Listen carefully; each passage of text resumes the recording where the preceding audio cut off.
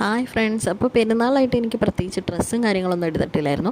അപ്പോൾ ഇന്ന് ഞങ്ങൾ ഡ്രസ്സ് എടുക്കാൻ വേണ്ടി തൊടുപുഴയ്ക്ക് പോയതാണ് കേട്ടോ. അപ്പോൾ പെരുന്നാളിന് വേണ്ടിയിട്ടല്ല, വേറൊരു ഫംഗ്ഷൻ വന്നിട്ടുണ്ട്, അതിന് വേണ്ടിയിട്ടാണ് കേട്ടോ. അപ്പോൾ അതെന്താണെന്നൊക്കെ ഉള്ളത് ഞാൻ കാണിച്ചു തരാം.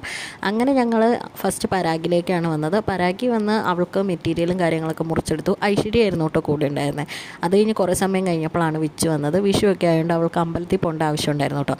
അപ്പോൾ അവളും കൂടെ വന്നതിന് ശേഷം ഞങ്ങൾ നേരെ സിൽക്ക് ആൻസിലേക്ക് പോന്നു.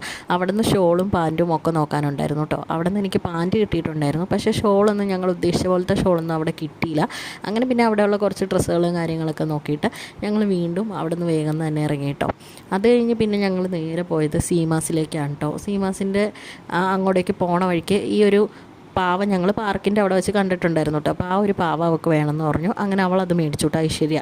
അത് കഴിഞ്ഞ് ഞങ്ങൾ നേരെ സീമാസി വന്നു. സീമാസിയിൽ നിന്നും കുറേ നോക്കി, ഞങ്ങൾ ഉദ്ദേശിച്ച ഒരു സംഭവം ഒന്നും അവിടെ കിട്ടിയില്ല കേട്ടോ. പിന്നെ ഒരു ഹോട്ടലിൽ കയറി ഞങ്ങൾ ഫുഡൊക്കെ കഴിച്ചിട്ടുണ്ടായിരുന്നു. പിന്നെ